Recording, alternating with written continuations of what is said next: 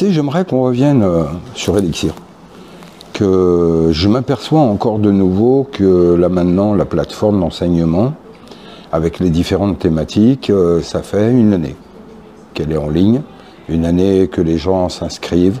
Masha'Allah, plusieurs centaines d'inscrits, d'apprenants, de gens qui sont sensibilisés à cette quête de la connaissance, qui, me connaissant notamment, et maintenant commencent à connaître les amis, collaborateurs sur Elixir, savent qu'on a un discours qui est tout autre, qu'on n'a pas de langue de bois, qu'on revient sur énormément de points pour essayer de dégager toujours cette voie du juste milieu.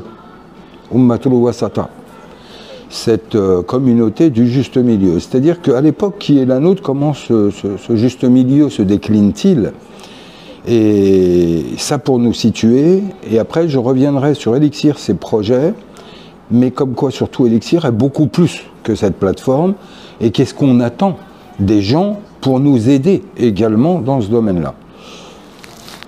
Donc revenir à ce juste milieu, c'est comprendre qu'aujourd'hui on est pris entre un langage, entre un propos, entre une doctrine, une idéologie laïciste, antitraditionnelle, qui domine le monde aujourd'hui, et qui évidemment, pour nous en tant que musulmans, n'est pas une chose à laquelle on peut adhérer sur le plan idéologique, mais malgré tout, pour beaucoup d'entre nous, on vit dans ces pays-là, notamment l'idéologie occidentale, et énormément d'orientaux ne rêvent que d'une chose, c'est d'y venir.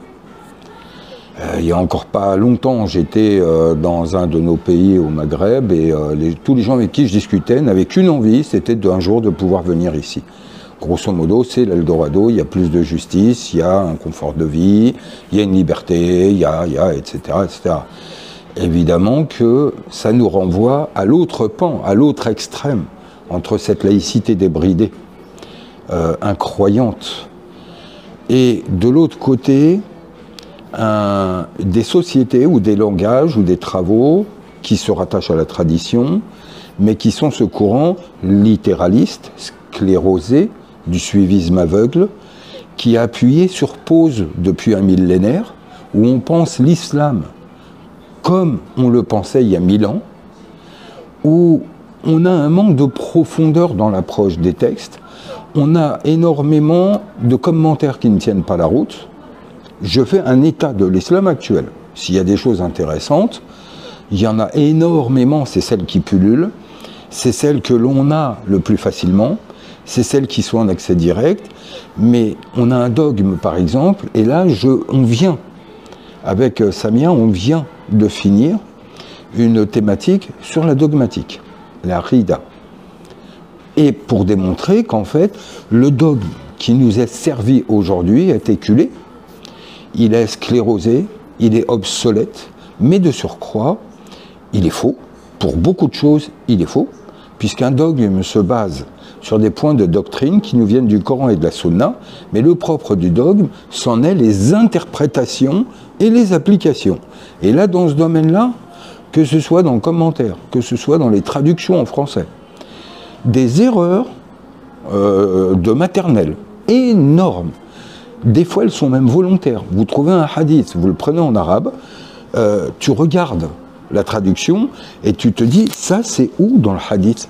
Ça n'existe pas. Des fois, des choses sont enlevées, tronquées, et des fois, des choses sont rajoutées. Or, pour mettre fin à ça, aujourd'hui, Elixir est une arche. Elixir ne dépend de rien ni de personne, si ce n'est d'Allah, et son viatique, c'est la vérité. Il y a un travail énorme à faire, dans tous les domaines. Revoir par exemple les commentaires, revoir le hadith, revoir le dogme, revoir la jurisprudence, revoir nos pratiques. Aller travailler sur les divergences. Qu'est-ce qui a poussé les musulmans à des conflits intestinaux, internes, au point de s'entretuer dès l'époque des compagnons jusqu'à aujourd'hui, où il n'y a absolument aucune unité. La notion de Ummah est une fantasmagorie, elle n'existe pas. Or, on a besoin de vivre en vérité. Or, dans nos pays, c'est là où on vit le moins en vérité. Je viens de voir, par exemple, quelqu'un que je connais, sa fille se marie, il met 40 000 € dans un mariage, 80% des invités, la mariée, ne les connaît pas. Elle sort du mariage, elle nous dit, en fait, je me suis ennuyée à mourir. Tous les gens que je connaissais étaient au fond de la salle. Pour moi, ça n'a pas été une fête, 40 000 €. On vit dans le mensonge, on vit dans l'hypocrisie. On n'arrive pas à se regarder en face, on n'arrive pas à vivre en vérité et entre en connexion avec Allah, le prophète et l'islam. L'islam est beaucoup plus large, beaucoup plus facile. Or aujourd'hui, on en parlait dernièrement, si tu te souviens, quand quelqu'un te parle d'islam et que tu lui dis, ça te vient d'où, c'est tiré d'où, il va te dire, on m'a dit, j'ai entendu, un tel a dit, tel imam, tel savant, tel shir, tel, mais quasiment jamais tu n'entendras Allah a dit, le Coran a dit. C'est-à-dire que les gens ont fait de la parole des hommes quelque chose de supérieur et une référence bien plus récurrente que la parole de Dieu. Or, Elixir, c'est revenons au principe. Revenons à Allah, donc au Coran. Revenons au prophète, donc à la Sunna. Revenons à l'essentiel. Mais par contre, c'est y revenir, mais se donner aussi ce droit de regarder, d'aller dans la langue originelle, dans l'arabe, qu'est-ce qui est dit, et de voir comment c'est commenté, interprété, d'où ça vient, qu'est-ce qu'il en est dit, etc., etc. Et là, on s'aperçoit que l'on est face à des choses qui, aujourd'hui, nécessitent d'être invalidées, parce qu'elles sont fausses, tout simplement, nécessitent d'être réinterprétées, ou actualisées et remises en application de façon différente. L'autre fois, je suis tombé avec un maire grand. Qu'est-ce que j'appelle maire grand? On se rappelle l'histoire du petit chaperon rouge. C'est le loup qui se déguise en maire grand pour bouffer le petit chaperon rouge. Donc c'est les loups qui ont des peaux de mouton, etc.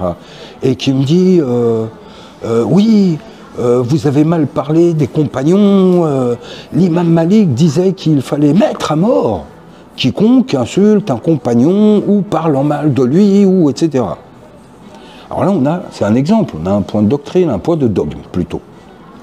Alors d'abord, l'imam Malik n'est pas Allah, de lui-même a prévenu en disant, je peux me tromper, combien de fois sur des réponses il disait, je ne sais pas.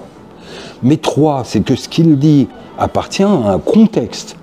On vient à peine de sortir dans la grande fitna qui a été le début du déclin de l'islam. Donc tout ça, faut le remettre en contexte. Mais est-ce que le prophète a demandé de tuer quelqu'un qui insulte un compagnon? Jamais. Est-ce qu'Allah, dans le Coran, a dit tuer quiconque insulte un compagnon du prophète? Jamais. Est-ce que les compagnons se sont insultés entre eux? Oui. Les a-t-on mis à mort? Non. Khalid bin al-Walid et Talha, Abu Dhar, Uthman et tout. Des gens qui ne s'adressaient même plus le salam. Mais ils ont été au-delà. C'est pas qu'ils se soient insultés. Ils se sont molestés, mais ils se sont même fait la guerre et entretués. Et on fait quoi de tout ça? Évidemment, pour que ça cesse, les générations successives vont dire arrêtez tout ça. Arrêtez la critique, arrêtez de faire couler le sang. Je comprends le message. Mais ce qui est contextualisé, ce qui est une exception dans le sens où c'est un commandement particulier par rapport à une situation. On n'en fait pas une généralité, on n'en fait pas une norme. Or, aujourd'hui, 1400 ans après, bien sûr qu'on est en droit de revoir aussi notre histoire de l'islam. On est en droit, cette histoire, on n'en est pas que spectateurs, nous en sommes les acteurs d'aujourd'hui. Elle nous appartient tout autant qu'à nos prédécesseurs. Donc on est en droit de faire des constats, des jugements, d'étudier, de questionner, de tracer des liens entre des données et leur donner du sens, d'en tirer des conclusions. Bien sûr que c'est notre droit. Les compagnons sont, et il y a une thématique sur les compagnons qui sera, Inch'Allah, vers janvier, je pense, qui sera proposée. Et bien sûr qu'on reviendra sur tout ça. Donc Elixir, c'est une quête de vérité. C'est vivre l'islam dinul haq, religion de vérité. Nabiul haq. Al-Qur'an nuzila bil haq. Fa bil haqqi nazala. C'est une quête de vérité. Nous cherchons la vérité, nous adhérons à la vérité, nous voulons la vérité, uniquement. Alors, en quoi vous pouvez nous soutenir? Évidemment, en vous inscrivant à Elixir, parce que vous aurez ces années et années d'expérience et de travail qu'on vous livre à travers les thématiques proposées par Elixir. Mais au-delà de ça, comme je le disais, Elixir n'est pas qu'une plateforme. Ça veut dire qu'Elixir, c'est aussi la naissance d'une boîte d'édition Awaya, qui va aussi éditer. Qu'est-ce qu'autre Elixir? Elixir, c'est un centre où on se retrouve, où on fait des travaux et des projets de livres. Elixir, c'est des rencontres. C'est des moments que l'on vous consacre sur des journées ou des week-ends entiers, où il y a un suivi, où il y a un rapport humain, où vous pouvez nous consulter, vous pouvez venir nous voir, où on est sur place, dans le 01, dans l'Ain. C'est une porte ouverte, c'est une arche. Donc, c'est aussi une chaîne YouTube. Et nous aider, bien, c'est nous regarder, nous écouter, mais c'est également nous partager vos avis, nous donner des idées. Commentez et dites-nous si vous êtes d'accord ou pas. Qu'est-ce qu'on aurait pu rajouter? Aidez-nous à enrichir nos contenus. Donc pour ça, partagez également. Et n'oubliez pas de vous abonner. Il y a une petite cloche en bas. Appuyez sur la cloche. Comme ça, vous retrouverez toutes nos interventions. Vous aurez des notifications. À chaque fois que l'on met quelque chose en ligne, vous aurez une notification.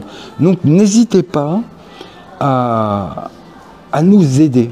Parce que ça nous aide en diffusant ce discours, en le portant à la connaissance des gens, en leur montrant qu'il y a un autre son de cloche, que l'on peut se réapproprier notre islam. Que la possibilité de réalisation spirituelle est encore là, vivante, aujourd'hui. Aidez-nous à le faire comprendre. Aidez-nous à aider autour de nous. Car nous aidons et tous les jours, nous recevons des messages de soutien. Aidez-nous. Aidez-nous à propager Elixir. Inscrivez-vous et vous-même quêtez la connaissance et devenez Elixir. Vous-même dans votre domaine demain, montez des projets. Aidez-nous dans le cadre d'une autre.